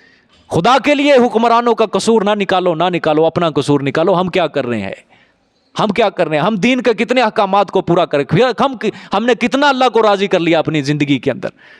اپنا قصور نکالو خدا کے لیے. سمجھ آئی ہے؟ تو اللہ نے فرمایا یہ پہلا اللہ نے وعدہ پورا, پہلے انہوں نے فساد برپا کیا زمین پہ, اللہ نے کیا کر دیا پہلے وعدے پہ, بخت نصر کو مسلط کر دیا. ٹھیک ہے, دیکھیں آگے. پھر جب ان کو سزا ملی, انہوں نے عبرت حاصل کرنا شروع کر دی. اللہ نے فرمایا جب تم اپنے اس گناہ کے اوپر شرمندہ ہو جاؤ گے, توبہ طائب ہو جاؤ گے, تو پھر ہم تم کو غلبہ دیں گے. پھر ہم تم کو کیا دیں گے؟ غلبہ دیں گے. تو وہ جو ظالم لوگ تھے وہ مغلوب ہو جائیں گے, وہ ختم ہو جائیں گے, غلبہ دیں گے تمہیں, جس کا ذکر اب اللہ نے اگلی آیت میں کیا ہے. دیکھیں ثم رددنا لکم الکرۃ علیہم وامددناکم باموال وبنین وجعلناکم اکثر نفیرا. پھر جب نادم اور توبہ طائب ہوو گے, دیکھو آگے, ثم رددنا, پھر پھیری ہم نے لکم الکرۃ, واسطے تمہارے باری, علیہم, اوپر ان کے, کن کے؟ او ظالموں کے. ہم نے کیا کر دی؟ باری پھیر دی. یعنی پہلے وہ غالب تھے, تم مغلوب تھے, اب ہم نے کایا پلٹ دی, تم غالب ہو گئے اور وہ کیا ہو گئے؟ مغلوب ہو گئے. ٹھیک ہے, دیکھو وَأَمْدَدْنَاكُمْ بِأَمْوَالٍ وَبَنِينَ وَجَعَلْنَاكُمْ أَكْثَرَ نَفِيرًا, اور ہم نے امداد کی تمہاری ساتھ مالوں کے, وَبَنِينَ, اور بیٹوں کے, وَجَعَلْنَاكُمْ, اور بنایا تمہیں, اکثر نفیرا, بنایا تمہیں زیادہ, کس کے؟ ازروئے لشکر کے. تمہاری تعداد ہم نے زیادہ کر دی, تمہیں مال دیا اور تمہاری اولادوں کو ہم نے زیادہ کر دیا, تاکہ زیادہ سے زیادہ یہ جنگ کے اندر شامل ہو کے اللہ کے رستے میں لڑ سکو تم. ٹھیک ہے, ہم نے زیادہ کر دیا, غلبہ کر دیا. اچھا آگے کیا فرمایا اللہ نے؟ ان احسنتم لانفسکم, اگر اچھے رہے تم, احسنتم, تو اچھے رہو گے تم اپنے لیے ہی. سبحان اللہ, اگر تم اچھے رہے نا, اگر تم نے بھلائی کی اپنے لیے ہی کرو گے. ٹھیک ہے, ہاں, اگر لانفسکم, اپنے لیے, وان اسأتم فلہا, اور برے ہو گئے نا, فلہا, تو اپنے لیے ہی برے ہو جاؤ گے تم. اللہ اکبر. اچھائی کرو گے میرے لیے نہیں, اپنے لیے, اپنی جان کی حفاظت کے لیے. ٹھیک ہے, اگر تم برے بنو گے میرا کوئی بگڑے گا نہیں, میرا کوئی نقصان نہیں ہے, رائی کے دانے کے برابر بھی میرا نقصان نہیں, اپنے نقصان کر بیٹھو گے. ٹھیک ہے, اچھا اب اس کا ربط کس طرح لگے گا؟ اللہ نے دیکھو بنی اسرائیل کو دوبارہ چڑھایا, اللہ نے ان کے مال زیادہ کیے, اللہ نے ان کی اولاد زیادہ کی, اللہ نے ازروئے لشکر کے بھی زیادہ کر دیا, اور پھر اللہ نے فرمایا اب میں نے تمہیں مال تو دے دیا, پیسہ بھی دے دیا, تمہاری جماعت بھی زیادہ کر دی, اب تمہارے ہاتھ میں فیصلہ ہے, اب اگر اچھائی کے ساتھ رہنا ہے اپنے لیے اچھے بنو گے, اگر برائی کے ساتھ رہنا ہے تو پھر اپنے لیے برے بنو گے, میں تمہارا وعدہ پورا کر دوں گا تمہارے ساتھ, پھر تمہارے اوپر عذاب کو مسلط کر دوں گا اگر تم نے نافرمانی کی. ٹھیک ہے, اب ربط کس طرح لگے گا؟ اگر برے ہوئے پس اپنے لیے برے ہوئے. فَإِذَا جَاءَ وَعْدُ الْآخِرَةِ, چنانچہ ایسا ہی ہوا, چنانچہ ایسا ہی ہوا. اب دوسرا وعدہ, چلتے چلتے چلتے جب ان کو پیسہ مل گیا, مال مل گیا, دولت مل گئی, مغرور ہو گئے بھئی اپنی دولت کے اوپر کہ ہمارے جیسا کوئی نہیں ہے, یہ ہو گیا وہ ہو گیا, مغرور ہو گئے. اللہ نے پھر دوسرا وعدہ نازل کر دیا. دوسرا وعدہ اللہ نے کیا ہوا؟ چنانچہ ایسا ہی ہوا, یعنی برے بن گئے بنی اسرائیل. فَإِذَا جَاءَ وَعْدُ الْآخِرَةِ, پس جب آ گیا وعدہ دوسرا, پس جب آ گیا وعدہ دوسرا, 2 مرتبہ فساد کرنا تھا نا انہوں نے, پس جب آ گیا وعدہ دوسرا, لِيَسُوءُوا وُجُوهَكُمْ وَلِيَدْخُلُوا الْمَسْجِدَ. اب دیکھو ذرا غور کرو, اب دوسرے وعدے میں اللہ نے کیا, تاکہ چاہیے کہ بگاڑ دیں وہ وجوہکم, تمہارے چہروں کو. اب ایسے میں مسلط کروں گا تمہارے اوپر بندے, وہ تمہارے چہروں کو کیا کر دیں؟ بگاڑ دیں, مار مار کے تمہاری شکل ہی بگاڑ دیں تمہاری. ٹھیک ہے, آگے وَلِيَدْخُلُوا الْمَسْجِدَ, اور تاکہ داخل ہوں میں وہ لوٹ مار کے لیے تمہاری مسجدوں میں. آج ہمارے مسلمان کی مسجد کا پامال کرتے ہیں کہ نہیں لوگ؟ مسجد اقصیٰ صاف مثال ہمارے سامنے ہے. مسجد اقصیٰ کس کا کیا گھر ہے سارا؟ یہ ہم کہیں کہ یہودی وہاں گھس کے کیا کر رہے ہیں, وہ پامال کر رہے ہیں, یہودیوں کو یہ کر دے اللہ, یہ کر دے, وہ کر دے, فلاں کر دے. قصور سارا کس کا ہے؟ یہ ہمارا اپنا, ہمارا اپنا. دیکھو آیت خود بتا رہی, آیت خود بتا رہی. اللہ نے فرمایا بنی اسرائیل نے وعدہ توڑا تھا. گویا آج اگر مسجد اقصیٰ کے حقوق کو جو پامال کیا جا رہا ہے, کفر, وہ سارا جو کیا دھرا ہے وہ بھی ہمارے اوپر ہی ہے آج. سارا اس کا وبال سارا ہمارے اوپر ہے, مسلمانوں کے اوپر ہے سارا. سمجھ آئیے؟ بابری مسجد ہے, کتنی مسجدیں ہیں. یہ لال کرشن اڈوانی نے دعویٰ کیا تھا جب یہ ہندوستان کے اندر رہتا تھا, اس نے دعویٰ کیا تھا میں انڈیا کی 3000 مسجدوں کو گرا کر میں اس جگہ مندر بنا کے رکھ دوں گا. کس نے جواب دیا تھا ہمارے مسلمانوں میں سے؟ کوئی ہے تھا جو اٹھ کے اس کو جواب دے دیتا؟ تو گرا کے دکھا. اللہ محمود غزنوی جیسا دوبارہ شعر پیدا کر دے, محمود غزنوی جیسا پڑھ. میں وقت نہیں ہے میں اس کے کوئی تفصیل کے اندر جاؤں. انٹرنیٹ کا دور ہے, سوشل میڈیا کا دور ہے, کتابیں مل جاتی ہیں. خدا کے لیے کبھی محمود غزنوی کو پڑھ لینا, کوئی محمود غزنوی کو پڑھ لینا کہ اس کی کیا خدمات تھی اسلام کے لیے, کیا کیا اس نے ہندوؤں کو ناکوں چنے چبوا دیے تھے, انہیں ناکوں چنے چبوا دیے. صرف مندر ہی نہیں گراتا تھا وہ, ایک بار مورتی کو لا کے اس کے 8 ٹکڑے کر کے اپنی فوج کو اوپر دوڑاتا تھا, وہ فوج کو اوپر. اس طرح اس نے سارے ہندوستان کے مندروں کو گرایا, اس نے تہس نہس کر کے رکھ دیا. ہندوؤں کو اس نے ناکوں چنے چبوا دیے. ایک بار اس نے دنیا کے اندر ان کو موت دکھا دی تھی ہندوؤں کو. ایسے شیر دل کہاں پیدا ہوں گے اب مسلمانوں میں؟ کہاں پیدا ہوں گے؟ اگر کوئی دین کا جذبہ رکھے گا دل کے اندر تو پیدا ہوں گے. کہاں پیدا ہوں گے سلطان صلاح الدین ایوبی جیسے لوگ؟ کب پیدا ہوں گے محمد فیصل جیسے لوگ؟ کہاں پیدا ہوں گے محمد بن قاسم جیسے لوگ جس نے 17 سال کی عمر میں سندھ کو فتح کر لیا تھا؟ کہاں پیدا ہوں گے؟ طارق بن زیاد جیسے لوگ کہاں پیدا ہوں گے؟ کبھی بھی نہیں پیدا ہوں, کیونکہ جذبہ نہیں ہے وہ رکھنے والا کوئی, آج کوئی نہیں ہے. حضرت خالد بن ولید رضی اللہ تعالیٰ عنہ کی تلوار کون بن سکتے ہیں؟ آج کوئی بھی نہیں ہے. جذبہ نہیں ہے نا دین کا, جذبہ نہیں. وہ لوگ جذبے والے تھے, وہ لوگ ایک دل کے اندر درد رکھنے والے تھے, وہ لوگ دل کے اندر ایک تڑپ رکھنے والے تھے. حضرت زبیر بن عوام رضی اللہ تعالیٰ عنہ کے بارے میں آتا ہے, ایک بار رومیوں کی فوج سے لڑنے کے لیے گئے, سامنے لشکر 2 لاکھ کا ہے, 2 لاکھ کا. مسلمان تھوڑے ہیں طاقت کے اندر, قوت کے اندر, تعداد کے اندر. اکیلے ہی حضرت زبیر بن عوام رضی اللہ تعالیٰ نے گھوڑا دوڑایا, کفار کی صفوں کو چیرتے ہوئے ایک کنارے سے دوسرے کنارے تک پہنچ گئے, اور کتنے کافروں کو اپنی تلوار کے ساتھ اسی طرح مارتے گئے, گراتے گئے. 2 لاکھ کی فوج میں اکیلا زبیر بن عوام داخل, اور کیا تھا ان کے اندر؟ تڑپ تھی دل کے اندر, جذبہ تھا. شہادت کے لیے وہ تڑپتے تھے, ترستے تھے. ان کو پتا تھا ہم نے مرنے کے بعد جانے جنت کے اندر ہے, لیکن ہمارا خون اللہ کے رستے میں تو لگ جائے, کچھ نہ کچھ تو اللہ کے لیے کر جائے. یہ خود فرمایا کرتے تھے میرے جسم کے اوپر کوئی ایسا حصہ نہیں ہے کہ جو جہاد کے زخم سے بھرا نہ ہو. ایک ایک حصہ جہاد کے زخموں سے بھرا ہوا تھا. ان کے کندھے کے اوپر ایک گھڑا بنا ہوا تھا, گھڑا. ان کا بیٹا جو تھا عروہ اس کا نام تھا, بہت بڑا تابعی ہے, عروہ بن زبیر اس کا نام تھا. وہ حضرت زبیر کے اس گھڑے میں ہاتھ ڈال کے کھیلا کرتا تھا, کبھی ہاتھ ڈالتا کبھی نکالتا, کبھی ہاتھ ڈالتا کبھی نکالتا. کیا تھا؟ جہاد کر کر کے زخم بھر کے، وہ زخم سارے کے سارے گہرے ہوتے گئے. خود ان کا بیٹا بیان کرتا ہے کیا تھا ان لوگوں کے دل میں تڑپ تھی. محمد صلی اللہ علیہ وسلم کا یہ پیغام اپنے سینوں میں لے کے پوری دنیا میں چھا گئے تھے. یہ خدا نے زندگیوں میں ان کو رضی اللہ عنہم و رضوان کے پروانے عطا کر دیے. میں راضی ہو چکا ہوں تم سے، میں راضی ہو چکا ہوں تم سے. سمجھ آئی ہے کہ نہیں بات؟ یہ آیت واضح دلیل ہے ہمارے سامنے. دیکھ لو، جب آ گیا دوسرا وعدہ، کیوں لیا؟ سو وجوہکم، کیا کریں گے وہ؟ تاکہ چاہیے کہ بگاڑ دیں وہ تمہارے چہروں کو مار مار کر. اللہ اکبر.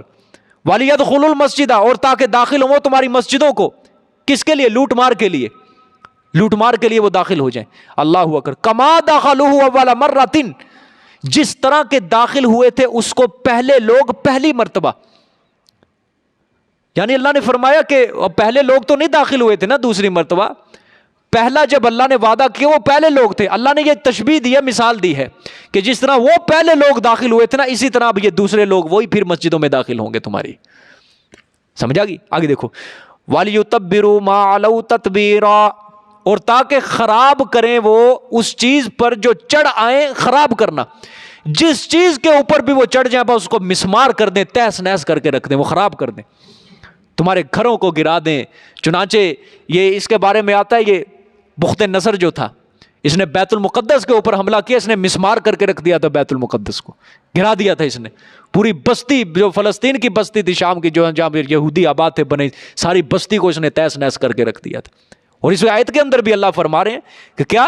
کما دخلوہ اول مرۃ، جس طرح کے داخل ہوئے اس کو پہلے لوگ. وَلِيُتَبِّرُوا مَا عَلَوْا تَتْبِيرًا، اور تاکہ خراب کریں وہ خراب کرنا اس چیز کو جو چڑھ آئے وہ. تتبیرہ، خراب کرنا، یعنی تہس نہس کر کے رکھ دیں. اللہ نے کیا فرمایا کہ اس کتاب تورات کے اندر ہم نے بطور نصیحت یہ بنی اسرائیل کو بتا دیا تھا کہ اگر تم پہلے واقعے سے، پہلی سزا سے تم عبرت حاصل نہیں نہ کرو گے، تم سبق حاصل نہیں کرو گے، تو پھر ہم کیا کریں گے تمہارے اوپر؟ پھر ہم کیا کر دیں گے؟ اپنا عذاب مسلط کر دیں گے، اپنی سزا مسلط. چنانچہ ایسا ہی ہوا. اب کی بار جو ان کے اوپر جو بادشاہ اللہ نے مسلط کیا تھا وہ تیتوس رومی تھا، اس کا نام توئیں سے تیتوس رومی اس کا نام تھا. تو تاریخ کے اندر بھی آتا ہے اس نے بھی بیت المقدس کو مسمار کیا. اور یہ جو خلاف ورزی جو کی تھی بنی اسرائیل نے، حضرت عیسیٰ علیہ السلام کے دور میں آئی تھی. جو حضرت عیسیٰ کے کیا بن گئے تھے؟ دشمن بن گئے تھے. ان کے دور میں آئی تھی یہ کہ اللہ نے ان کے اوپر تیتوس رومی کو کھڑا کر دیا. یہ بادشاہ تھا اور اللہ نے بنی اسرائیل کو تباہ و برباد کروا دیا تھا اسی بادشاہ کے ذریعے. یعنی اللہ تعالیٰ فرمانا کیا چاہتے ہیں کہ اگر تم میرے احکامات کو نہیں مانو گے نا تو میں اپنے ظالم بندوں کو جو مغرور بن جاتے ہیں اپنی دولتوں کے اوپر، اپنے پیسوں کے اوپر، اللہ کے دین کو بھول جاتے ہیں، میں اپنے بندوں میں سے کسی کو ظالم اس کے اوپر مسلط کر دیتا ہوں. بھئی یہ میں نہیں کہہ رہا، میں اکثر درسوں کے اندر یہی پیڑتا تھا کہ خدا کے لیے حکمران کچھ نہیں ہے، ان کی تم کہہ لو ان کی لگام اللہ کے ہاتھ میں ہے. اصل قصوروار ہم ہیں قصوروار. ہم مساجد کو آباد کریں، ہم توبہ کریں، ہم گناہوں سے توبہ کریں، ہم 5 وقت کے نمازی بنیں، ہم قرآن کو سمجھیں، ہم دینی صحبتوں کے اندر مشغول ہوں، ہم شمولیت اختیار کریں دینی صحبتوں میں، ہم اپنے دل کے اندر ایک جذبہ رکھیں کہ ہم نے اللہ کے دین کو بلند کرنا ہے. رزق کی فکر نہ کرو. پارے میں سپارے کی پہلی آیت پڑھ کے آئے، اللہ نے فرمایا رزق کا ذمہ میں نے لیا ہے. زمین کے اوپر میری جو بھی مخلوق ہے میرا وعدہ ہے میں اس کو رزق پہنچاؤں گا. رزق کی فکر نہ کرو خدا کے لیے. اپنے دل کے اندر ایک دینی جذبہ رکھو، خدا کی قسم یہ رزق تمہارے قدم آ کے خود چومے گا. اللہ رزق تمہارے قدموں میں گا. اگر رزق کے پیچھے تم جاؤ گے نا ذلیل ہوگے، پھر ذلیل ہی ہوتے رہو گے رزق کے پیچھے.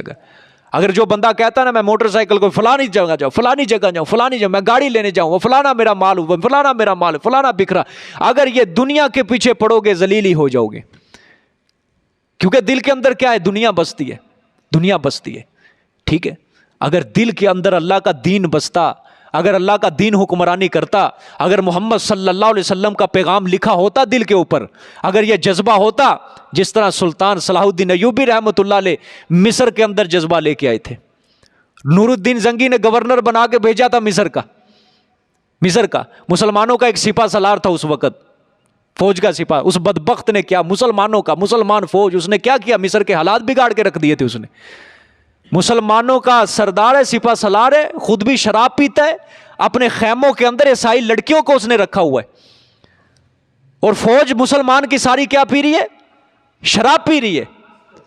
مسلمانوں کی فوج شراب پی رہی ہے، ہر کسی نے اپنے حرم کے اندر عیسائی لڑکیاں رکھی ہوئی، زنا کر رہے ہیں مسلمان کی فوج۔ یہ سلطان صلاح الدین ایوبی کے دور کی بات کر رہا ہوں میں، سلطان صلاح الدین کیوں، یہ مسلمان کی فوج کا حال بتا رہا ہوں۔ اور جب اس سپہ سالار نے سلطان صلاح الدین ایوبی کو دیکھا، اس نے کہا اب یہ نیا گورنر آ رہا ہے ہمارا بن کے، اس کو بھی ہم اپنے ہاتھ میں کر لیں گے، کوئی نہیں۔ لیکن اللہ نے اپنے دین کا کام جسے لینا ہو، کہتے جب اس نے سپہ سالار نے سلطان صلاح الدین ایوبی کو دعوت دینا، آئیے کھانا پیش کرتے ہیں ہم آپ کے لیے، جب وہ مطعم کے اندر داخل ہونے لگا، ہوٹل کے اندر داخل ہونے لگا، تو استقبال کے لیے اس بدبخت سپہ سالار نے لڑکیوں کو کھڑا کیا تھا، مسلمان لڑکیوں کے، عیسائی لڑکیاں کھڑی ہوئی استقبال کے لیے، آدھا آدھا لباس پہن کے سلطان صلاح الدین ایوبی کا استقبال ہو رہا۔ رستے کے اندر پھول بچھا دیے، لڑکیاں پھول لے کے کھڑی ہیں، پھول پھینکے گی، سلطان صلاح الدین ایوبی کا استقبال ہوگا۔ لیکن سلطان صلاح الدین ایوبی کی شخصیت سے کوئی واقف ہے؟ کس نے کیا کارنامہ کیا تھا؟ اس نے بیت المقدس کو عیسائیوں کے قبضے سے چھڑایا تھا۔ اس نے آج بھی جا کے دیکھ لو، لندن کی لائبریریاں جا کے دیکھ لو، بھری پڑی ہے، آج بھی وہ کافر لوگ اس کی تاریخ پڑھ کے آج بھی لرز اٹھتے ہیں۔ کیسا یہ حکمران اللہ تعالیٰ نے، یہ صلاح الدین ایوبی عیسائیوں کے لیے عذاب بن کے آیا تھا اللہ تک، سمجھ آئی ہے؟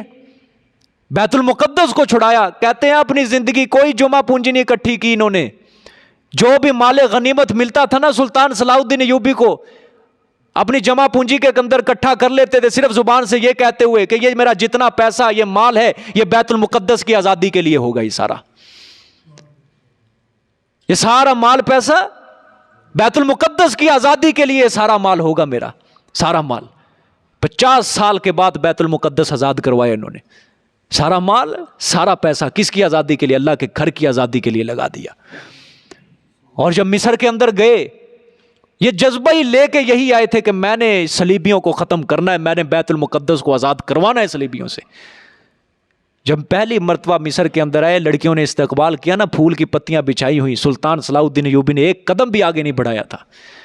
سلطان نے سپہ سالار کو مخاطب کر کے کہا، اے میری بات سن، سلطان صلاح الدین ایوبی یہاں مصر کے اندر پھول کی پتیاں بکھیرنے، پھول کی پتیاں مسلنے کے لیے نہیں آیا، اگر میرے قدموں میں رکھنا ہے تو صلیبیوں کی لاشوں کو لا کے رکھ میرے قدموں میں، پھول کی پتیاں نہ سجا میرے قدموں میں، ہٹا دے میرے رستے سے ان لڑکیوں کو، کہیں میری تلوار نہ فیصلہ کر دے ان کا۔ لڑکیوں کو ہٹا دیا، پھول ہٹائے گئے، پھر سلطان اندر داخل ہوئے تھے۔ اور خدا کی قسم ایوبی کا دور پڑھ کے دیکھو، تاریخ اپنے آپ کو دہراتی ہے، تمہیں ایوبی کا دور اور آج کا دور ایک لگے گا۔ اس کے دور میں جو مسلمانوں کے بادشاہ عیسائیوں کے ہاتھ بک چکے تھے، یہودیوں کے ہاتھ بک چکے تھے، شراب نوشی، جوا، زناکاری ان کے اندر عام تھی اس دور کے، یوں لگتا تھا جسے اسلام صرف ایک انگلی کے اوپر آئے، ایک انگلی۔ اللہ نے سلطان صلاح الدین ایوبی کے ذریعے اللہ نے پورے اسلام کو بچا لیا، اس کو اللہ نے فرشتہ بنا کے زمین کے اوپر اتار دیا، یوں لگتا تھا۔ آج بھی تاریخ اپنے آپ کو دہراتی ہے، آج بھی مسلمانوں کے بادشاہ کا وہی حال ہو چکا ہے آج بھی۔ اور جتنی سلطان صلاح الدین ایوبی کو آزمائشیں کاٹنی پڑی، مصیبتیں کاٹنی پڑی تھی، یقین کرو آج بھی اگر کوئی سلطان جیسا حکمران آ گیا نا، اس کو بھی سلطان جیسی مصیبتیں کاٹنی پڑے گی۔ کیوں؟ ارے غیروں کے ساتھ ٹکر لینی ہے، اپنوں سے بھی ٹکر اسے لینی پڑے گی۔ سمجھ آ رہی ہے بات؟ سلطان کو تو اپنوں سے بھی ٹکر لینی پڑی۔ 4 حملے ہوئے تھے اس کی زندگی میں، 4 حملے قاتلانہ۔ 2 حملے اپنوں مسلمانوں نے کرائے تھے کہ اس کو اپنے رستے سے ہٹاؤ، اپنا رستہ ہموار کرو، اور 2 حملے کروائے تھے عیسائیوں نے 2 حملے کروائے، اور 2 حملے اپنوں نے کروائے تھے۔ اگر آج بھی کوئی آ گیا اللہ کا، ہم نیک حکمرانوں کو مانگتے ہیں، نیک حکمرانوں کو مانگتے ہیں، اگر نیک حکمران آ گیا تو سب سے پہلے اڑانے والے ہمارے مسلمان ہوں گے، اس کو سب سے پہلے ختم کرنے والے ہمارے مسلمان، سب سے پہلے گن تاننے والے ہمارے مسلمان ہوں گے۔ قرآن کی آیتیں پکار کے کہہ رہے ہیں، میں اپنی طرف سے بات تو نہیں کر رہا ہوں۔ اللہ نے بنی اسرائیل کو کہا 2 مرتبہ فساد کر، دونوں مرتبہ میں تمہارے اوپر ظالم حکمرانوں کو مسلط کر دوں گا۔ سمجھ آ رہی ہے نا بات؟ خدا کے لیے میں بار بار کیوں پیٹتا ہوں کہ اپنے دلوں کے اندر خدا کے لیے دین کو پیدا کرو، دین کو زندہ کرو اپنے دلوں کے اندر، کوئی تڑپ رکھو۔ دنیا سے جب جاؤ، کل قیامت کے دن خدا کے سامنے جواب دینے ہم نے سوالوں کے، اللہ پوچھے گا کیا کر کے آئے ہو میرے دین کے لیے؟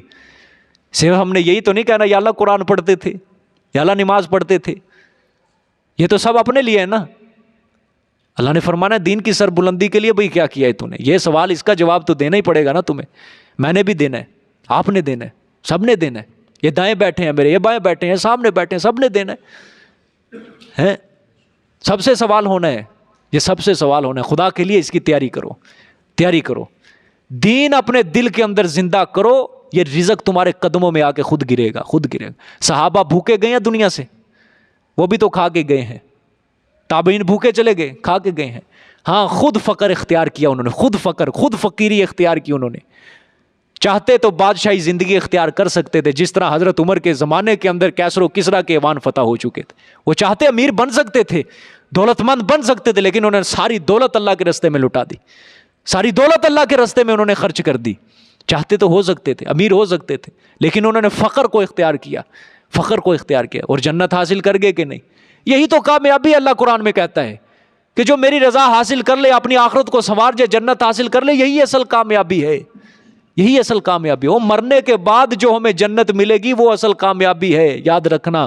مرنے کے بعد جو ہماری قبر کے اندر اجالا ہوگا، آرام ملے گا جو قبر کے اندر، وہی اصل ہمارے لیے سکون ہے، وہی ہے ہمارے لیے اصل جو کامیابی ہے. بس دنیا کے اندر بنگلے بنا لینا، گاڑیاں بنا لینا، پیسہ بنا لینا، یہ اصل کامیابی نہیں ہے. خدا کے لیے، خدا کے لیے سوچ بدلے مسلمان، سوچ بدلے. سمجھ آ رہی ہے بات؟ دیکھو بھائی، اللہ نے فرمایا تاکہ وہ داخل ہوں لوٹ مار کے لیے مسجد میں، کما داخلوہ، جیسا کہ داخل ہوئے اس کو پہلی مرتبہ، وَلِيُتَبِّرُوا مَا عَلَوْا تَتْبِيرًا، اور تاکہ وہ چڑھ آئیں، تاکہ وہ خراب کریں، تاکہ وہ خراب کریں اس چیز پر جو چڑھ آئیں، وہ تتبیرہ، چڑھنا، خراب کرنا. ٹھیک ہے، یعنی وہ کیا کر دیں، اس کو مسمار کر دیں، جس چیز کے اوپر بھی جائیں وہ تہس نہس کر کے رکھ دیں وہ اس کو. یہ آیت ہے نا وَلِيُتَبِّرُوا مَا عَلَوْا تَتْبِيرًا، صاف برما کے اوپر لگتی ہے، یہ صاف شام کا یہ نظارہ پیش کر رہی ہے، صاف فلسطین کا نظارہ پیش کر رہی ہے. سمجھ آئی ہے؟ اور اسی طرح ادھر حالات ہوئے تھے، مسلمانوں کے گھروں کو گرایا گیا، بمباریاں کی گئیں، فلسطین کے اندر مسلمانوں کے گھروں کے اوپر بمباریاں کی گئیں. اللہ نے وہ صاف وہی یہی چیز بتائی ہے. اور خدا کے لیے اللہ کی لاٹھی بے آواز ہے، مہلت دیتا ہے. خدا سے پناہ مانگو. ہم بھی اسی کنارے کے اوپر کھڑے ہیں.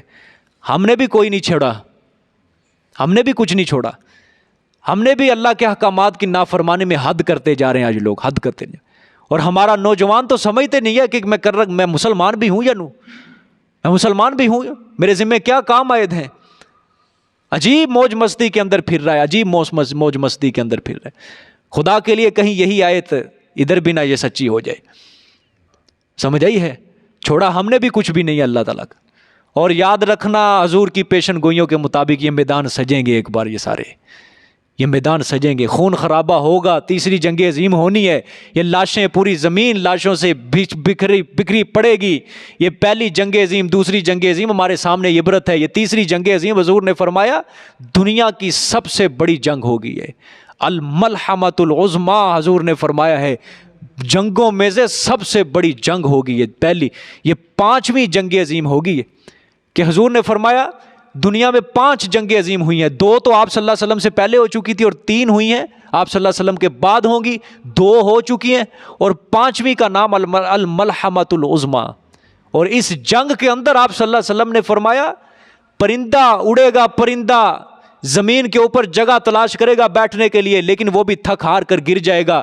کہ کس طرح کہ زمین پہ بیٹھنے کے لیے اس کو جگہ نہیں ملے گی، جگہ نہیں ملے گی، کہ ساری زمین ہی لاشوں سے بری ہوگی. جدھر جائے گا لاشیں ہی لاشیں بکھری ہوئی ہیں، جدھر جائے گا. واقعتاً آج جس کا دور ہے، ایٹم کا دور ہے، وائرس کا دور ہے، سمجھے بٹن ہی چلے گا، گولی تو نہیں چلے گی، بس بٹن چلے گا، فلانے علاقے پہ میزائل جا رہا ہے، فلانے علاقے پہ جا رہا ہے. اور خدا کے لیے اس کے لیے تیاریاں کرو. نہ موج مستی کے اندر پھرو، اللہ کے دین کے ساتھ محبت کرو، لگا لو. یہ جو تم بیٹھے ہو نا قرآن پڑھنے کے لیے، یہ اللہ نے تمہارے لیے ذریعہ آخرت بنایا ہوا ہے. یہ ذخیرہ آخرت تم اکٹھا کر رہے ہو، آخرت کے لیے مال پیسہ اکٹھا کر رہے ہو تم. یہ سارا سمجھ آئیے، یہ قرآن پڑھ لینا، یہ چند منٹ دے لینا قرآن کو، یہ اپنے لیے عظیم سعادت سمجھو، عظیم سعادت سمجھو اپنے لیے. سمجھ آئے گی؟ دیکھیں جی آگے، عسیٰ ربکم ان یرحمکم، امید ہے. آگے اللہ نے فرمایا امید ہے، یعنی وعدہ ہے تمہارے رب کا یہ کہ رحم کرے گا تم پر. یہ کہ کیا کرے گا؟ رحم کرے گا. اچھا 2 بار تم فساد کرو گے، 2 بار اللہ عذاب بھیجے گا، اور اللہ اس کے بعد تمہارے اوپر کیا کرے گا؟ وہ وعدہ ہے اللہ کا. کرے گا وعدہ. دوسری بار سزا دے کے یہ نہیں کہ چھوڑ دے گا سزا ہی سزا, بلکہ جب تم توبہ طائب ہو جاؤ گے تم پر اللہ پھر رحم کرے گا. سبحان اللہ. وَإِنْ عُدْتُمْ عُدْنَا, اچھا اور اگر واپس آؤ گے تم, ہم بھی پھر واپس آ جائیں گے. سبحان اللہ. اللہ نے کہا اگر پھر وعدہ توڑو گے نا ظالمو, میں پھر آؤں گا. سمجھا گیا اگر کس طرح. اچھا آیت سمجھو غور سے آیت سمجھو. اللہ نے فرمایا تم پر پھر رحم کرے گا. اچھا یہ رحم کس طرح کرے گا؟ بنی اسرائیل نے 2 بار کیا کیا؟ فساد کیا. اللہ نے فرمایا 2 بار سزا دوں گا. دوسری بار جب سزا تمہاری ہوگی تم شرمندہ ہوو گے نا, نادم ہوو گے, ٹھیک ہے, میں پھر رحم کروں گا. کس طرح؟ محمد صلی اللہ علیہ وسلم کو بھیجوں گا. تم نے ان کی شریعت کا اتباع کرنا ہے. جب تم اس کی شریعت کا اتباع کرو گے میں تمہارے اوپر رحم کروں گا. کیا کروں گا؟ سزائیں ختم کر دوں گا. اگر پھر بھی تم واپس آئے ہم بھی آئیں گے واپس. یہودی پھر بھی ہٹے نہیں ہٹے, بولو ہٹے. پھر پیغمبر صلی اللہ علیہ وسلم کے ساتھ ٹکر لی, اللہ بھی آ گیا واپس ہے. واللہ غالب علی امرہ, اللہ اپنے حکم پر پھر غالب ہے. اللہ اپنے حکم پر غالب ہے. میرے پیغمبر مدینے گئے, یہودیوں نے ٹکر لی. 3 قبیلے آباد تھے بڑے بڑے یہودیوں کے, بنو نذیر, بنو قریظہ, بنو قینقاع. بنو نذیر نے وعدہ خلافی کی, معاہدہ توڑا. میرے پیغمبر نے مدینے کی سرزمین سے نکال دیا, دفع ہو جاؤ, نکل جاؤ یہاں سے. یہ یہاں سے گئے, مدینے سے نکلے, خیبر جا کے آباد ہوئے. پھر بنو قریظہ نے معاہدہ توڑا. ایک دن کے اندر 700 نوجوانوں کو قتل کر دیا. ان کی بیویوں کو, ان کے بچوں کو غلام بنا کے شام کے علاقے بھیج دیا گیا. یہ بھی ختم.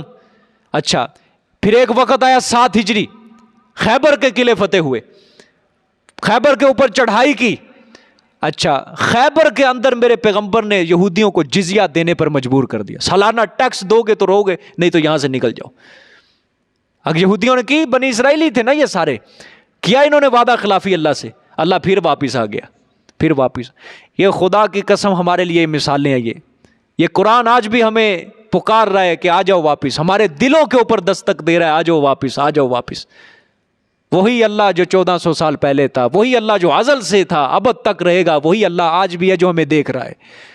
اسی رب کی یہ کتاب, یہ کلام ہمیں پکار کے کہہ رہی ہے تمہارا حشر بھی اس طرح کر دوں گا. اور ہو رہا ہے. یہ تو نہیں ہم کہہ سکتے کہ ہونے والا ہے, ہو رہا ہے سارا. یہ اللہ نے کہا نا تمہاری مسجدوں کے اندر لوٹ مار, وہ ہو رہا ہے سارا کام. کافروں کے علاقوں میں دیکھ لو جا رہے, انڈیا کے علاقے میں دیکھ لو, بابری مسجد کدھر ہے, سب ختم کر دیا گیا. مسجد اقصیٰ مسمار کرنے کے اوپر لگے ہوئے ہیں, لوٹ مار چل رہی ہے وہاں پہ. کتنی مسلمانوں کی مساجدوں کو سور کا گوشت پھینکا جاتا ہے ہندوستان کے اندر, مسلمانوں کی مسجدوں میں سور کا گوشت پھینکا جاتا ہے. اور پاکستان کی مساجد کون سا دیکھ لو, یہ وزیر خان مسجد ہے, اس کے اندر فلموں کی شوٹنگ کی جاتی ہے. آپ کے سامنے ہی ہے نا. اسلام آباد کے اندر نہیں مساجد کو گرایا گیا, 80 مسجدوں کی لسٹ اسلام آباد کے اندر صرف تیار ہوئی تھی کہ ہم ان کو گرائیں گے. کس کے کہنے پہ؟ کفر کے کہنے پہ. کون لوگ تھے گرانے والے؟ کنہوں نے گرانی تھی وہ مسجدیں؟ ہمارے اپنوں نے. اور کن کے ہوتے ہوئے؟ ہمارے ہوتے ہوئے. ہمارے سانس چل رہے ہیں, ہماری آنکھوں کے سامنے انہوں نے گرانی تھی. سمجھے؟ یہ سوال نہیں کرنے اللہ تعالیٰ نے. ہمارے کتنے مسلمان کفر کی قید میں آج, وہ سوال نہیں کرنے اللہ تعالیٰ نے کہ بتاؤ کیا کر رہے تھے تم. کتنے مسلمان آج ظلم کی چکیوں میں پیس رہے ہیں. عید کے دن ہم ادھر یہاں خوشیاں منا رہے ہوتے ہیں اور وہاں ہمارے دوسرے مسلمان بھائیوں کا خون بہ رہا ہوتا ہے. کیا کریں گے, کیا جواب دیں گے اللہ تعالیٰ کو؟ میں ڈاکٹر عافیہ صدیقی کے بارے میں ایک بار پڑھ رہا تھا, اس نے وہاں سے پیغام لکھ کے بھیجا. شروع کی بات ہے, کہتے حضور صلی اللہ علیہ وسلم کی زیارت ہوئی اس کو, ڈاکٹر عافیہ صدیقی کو. ڈاکٹر عافیہ صدیقی نے آپ صلی اللہ علیہ وسلم کے سامنے عرض کی کہ یا رسول اللہ صلی اللہ علیہ وسلم, یہ کب تک میرے اوپر آزمائش رہے گی؟ کہتے ہیں حضور صلی اللہ علیہ وسلم نے اس سے فرمایا کہ یہ تیرے اوپر آزمائش نہیں ہے, یہ سارے مسلمانوں کے اوپر آزمائش ہے. یہ کیا کرتے ہیں, کدھر بیٹھے ہیں یہ؟ اور آپ کو پتہ ہے میرے پیغمبر صلی اللہ علیہ وسلم نے ایک عورت کے, ایک مسلمان عورت کے دوپٹے کے تقدس کے لیے ایک جنگ لڑی تھی پوری. بنو قینقاع یہودیوں کا قبیلہ تھا. ایک یہودی عورت یہ آئی, یہ مسلمانوں کی عورت یہودیوں کی دکان سے آئی چیز لینے کے لیے. ایک یہودی نے اس کے دوپٹہ پکڑ کے کیل میں لٹکا دیا تاکہ یہ آگے ہوگی, اس کا دوپٹہ نیچے گرے گا, اس کی بے عزتی ہوگی. وہ مسلمان عورت تھوڑی سی آگے ہوئی, اس کا دوپٹہ نیچے اتر گیا. ایک مسلمان میرے پیغمبر کا صحابی غیرت مند, اس نے یہ منظر دیکھا, اس نے اس یہودی کو قتل کر دیا. یہودیوں کو پتا چلا ہمارے بندے کو قتل کیا, یہودی اپنا سارا قبیلہ لے کے انہوں نے اس مسلمان کو قتل کر دیا. بات میرے پیغمبر تک پہنچی, میرے پیغمبر نے پورا لشکر تیار کیا اور بنو قینقاع کا قبیلے کا اللہ نے آپ صلی اللہ علیہ وسلم محاصرہ کیا. کس کے لیے؟ ایک عورت کے دوپٹے کی تقدس کے لیے جنگ لڑی گئی. اور ہماری کتنی مسلمان ہو رہا, یہ تو بدبخت اٹھا کے خود کفر کے حوالے کرتے ہیں. یہ کفر نے تو کیا عزت برباد کرنی ہماری مسلمان بچیوں کی, بیٹیوں کی, یہ تو خود اٹھا کے انڈیا کے حوالے کر رہے ہیں, امریکہ کے حوالے کر رہے ہیں. یہ لو عزتیں لوٹو, جو مرضی کرو ان کی, صرف پیسوں کے لیے, چند ٹکوں کے لیے. یہ سارے سوال ہم سے ہونے ہیں. یہ ہمارے چنیدہ ہیں نا, سارے ہمارے ووٹ کے چنیدہ ہوتے ہیں. ہم سے سوال ہوں گے, یہ سارے ہم سے سوال ہوں گے. سمجھ آئیے؟ دیکھیں جی آگے اللہ نے فرمایا عسیٰ ربکم ان یرحمکم, امید ہے تمہارا رب یہ کہ تم پر رحم کرے گا. وَإِنْ عُدْتُمْ عُدْنَا, اور اگر تم واپس آؤ گے تو ہم بھی واپس آئیں گے. وَجَعَلْنَا جَهَنَّمَ لِلْكَافِرِينَ حَصِيرًا, اور بنایا ہم نے جہنم کو کافروں کے لیے قید خانہ. إِنَّ هَذَا الْقُرْآنَ يَهْدِي لِلَّتِي هِيَ أَقْوَمُ, بے شک یہ قرآن رہنمائی کرتا ہے ایسی راہ کی طرف, یا اقوم جو سب سے زیادہ سیدھی راہ ہے. اللہ اکبر. یہ آیت انشاءاللہ کل, یہ بڑی تفصیل طلب آیت ہے جی, انشاءاللہ کل کریں گے. جزاک اللہ, صدق اللہ.